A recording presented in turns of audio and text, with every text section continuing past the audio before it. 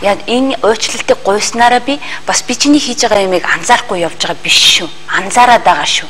Тийм ээ? Би чинь бас чиний ингээд нэрээ ир хүн чинь ингээд одоо тийм ээ гадуур ажиллаа хийгээ явах байтал орой олгоо охиноо цэцэрлэгээс аавна гэдэг чинь бас л нэг талаараа би бас чиний тэр үйлдэлийг чинь үнэлж шүү гэдгээ бас илэрхийлээд би бас уучлаарай гэж хэлэхэд бол билээ.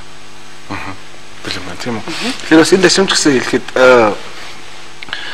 би хэмбэ нэвтрүүлэг шууд цагийн сайтад ирсэн олон захиануудаас бид нар голцоо эр хүн намайг гомдоочлаа гэдэг зөндөө захидлуудыг харж байсан. Харин энэ захидлыг тэр олон захидлуудаас бидэд сонгосон нь би нөхрөө алдчихлаа уучлаарай гэж хэлж чадсангүй. Хайрсан чамайг хайрлаж чадсангүй. Уучлаарай гэж хэлэх гэсэн тэр хүн бидний дундад алах. Тэгэхээр та одоо яг одоо ч гэсэн бас эр нөхөртөө хайртай залуудаа магадгүй дотор юм бодож байгаа бол бас уучлалт угаасаа гэж хүсэж байна тийм үү? Амжаад хэлээ. Ер нь бол уучлаарай гэж хэлж чадчихвэн гэдэг бол бас зориг юм. Энэ бол агуу их зориг юм. Ямар ч хүн өөрийнхөө хийсэн үйлдэл гимшээд уучлаарай гэдэг үгийг хэлж чаддаггүй. Тэгээд одоо сүүлийн үед бас би ажиллалаа л да. Нэг албан байгууллагуудаар орохлоор зэрэг за яах вэ ийхүү гэл нэг л тийм найдах хайрцаатай хүмүүсүүд бас олж ирж байна. Жохон болоог уучлаарай маслаарай гэл ингээл үйлчлэн ажилтдаг юм байна. Энэ бас буруу юм уу гэж боддог. Өөрхөн алдсан томох шиг албан дээр хүн уучлалт гооч хэвээр. Үүнээс ус нэг жохон юм нэтлөө энийг стаканта арх оногцсныгаа төлөө уучлалт гоогаад байна гэдэг бол бас тэнийг асуудал байна л да. Хөвшдсөн байдаг бол. Ер нь амьдралд уучлалт гойно гэдэг бол агуу их зориг гэдгийг би хэлж байна. Жишээлбэл та нарын хинч хийсэн алдааныхаа төлөө уучлаарай гэж хэлсэн тийм зоригтой хүмүүс бол ховрлаад юм байна. Хэлэхэд аягүй хэцүү байд юм. Хэцүү байл. Та хэлсэн хосоор хорвоод амьдрах нь хамгийн сайхан. Хорвоо уужимчлээ. Хоёр амьдрч угаасаа хоёр амьдрна гэж байхгүй. Хосоор амьдрах сална хүүхд өнчнө гэдэг бол хамгийн муу зүйл. Хамгийн тэнэг асуудал. Би таны мэдж байгаа та энэ муу асуудлын хамгийн том жишээ гэж би ойлгодог. Та яг одоо тэгвэл уучлахгүй хөө одоо. Гуй. Амар их зэрэг та тэгвэл гуй. Жишээ нь та гуй л одоо юу гэж гуйх вэ? Хин нэгнээс уучлахгүй гэвэл. Би хийсэн алдааны хөдлөл уучлалт гоо. Хийсэн алдаа. Хийсэн алдааны хөдлөл уучлалт гооч байна. Тэр яагаад тэгэхээр зэрэг магадгүй миний гаргасан алдаа байсан энийг гэрүүл маань ойлгоогүй. Гэрүүл яг салах асуудлыг бол үндсэндээ би тавиагүй. Эмэгтэй хүн тавьсан. Ердөө л тэр. Тийм учраас миний хайцсангууд зөв учраас би бол уучлалт байхгүй гэж боддог. Эрэгтэй хүний ерөөхдөө хандлагын ерөөхдөө хараалахад их олон алдаа гаргадаг. Тэр тусмаа эмэгтэй эрэгтэй хүн цуг амьдарч байгаа энэ асуудал хүртэл алдаа их ноттой алдаа гаргадаг. Генд нь байд юм юунд нь дүүрхэн шохорох маяг шохороход их өндөр байд юм шиг. Тийм үү? Тийм байдаг хөрлөд юм чи. Байдгүй. Генетис гэдэг хүний подсад тийм за байд юм. 70 тухамсар гэж ярьдаг. Тэрийг эмэгтэй хүн уучлах хэрэгтэй юм ер нь.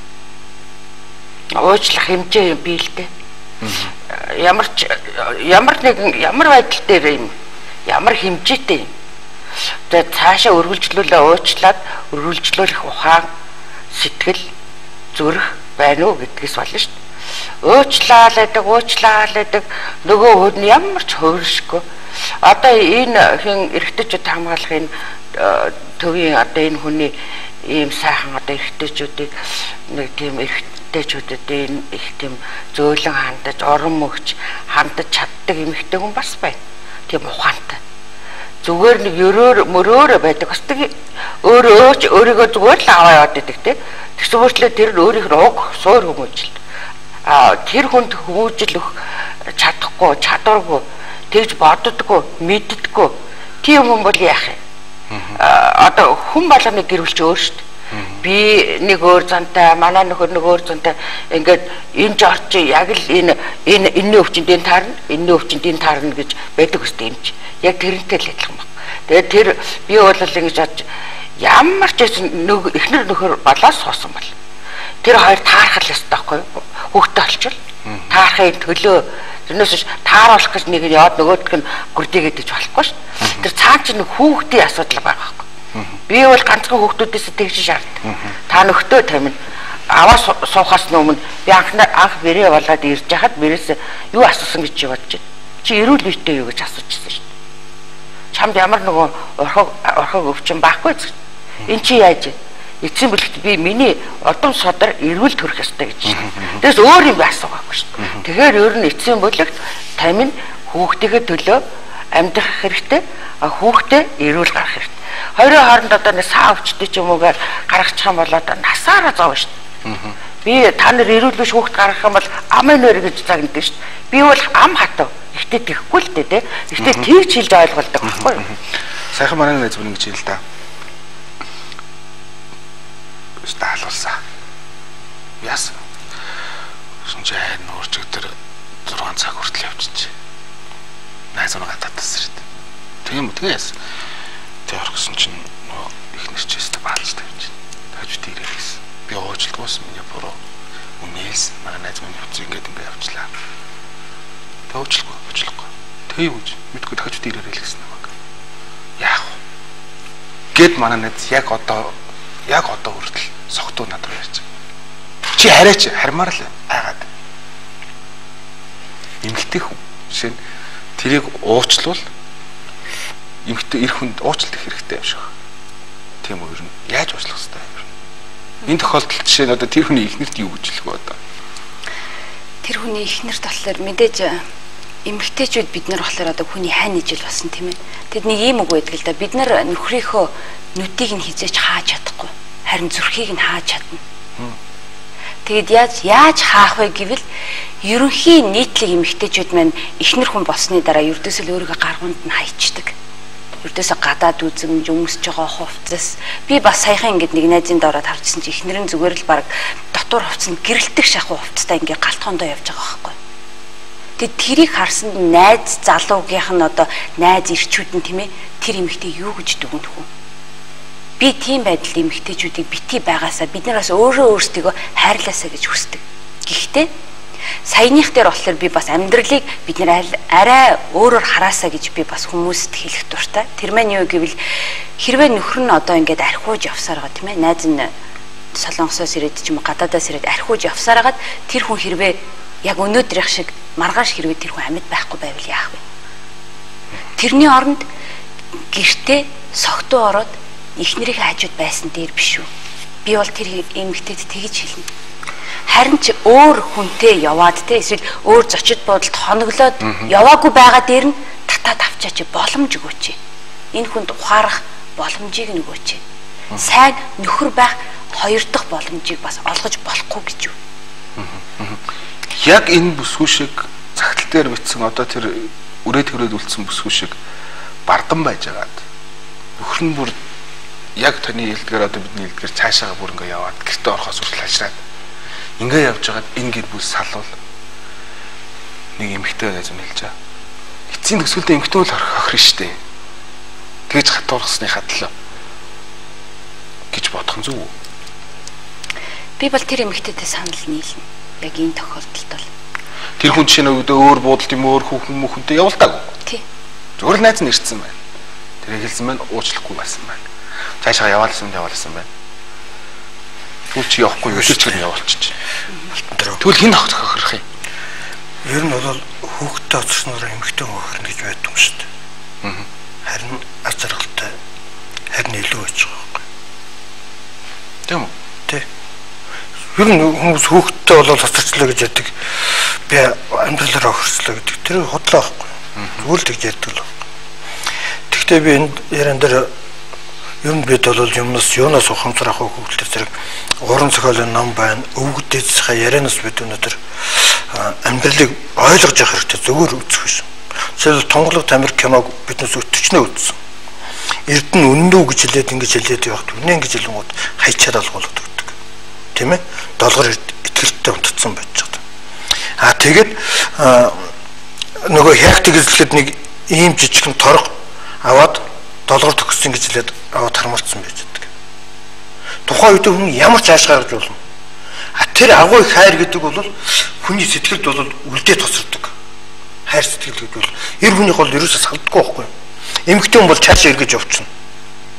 Эмэгтэй хүний онцлог юу гэхээр зэрэг өөр хүн одоо би чамд хайртай чи гоё мой гэдэг бол эргэж явчихна. Эр хүнийх бол тэгдэггүй. Эр хүнийх ихэн голдуу хайрын дотор халдна гадна байж байдаг.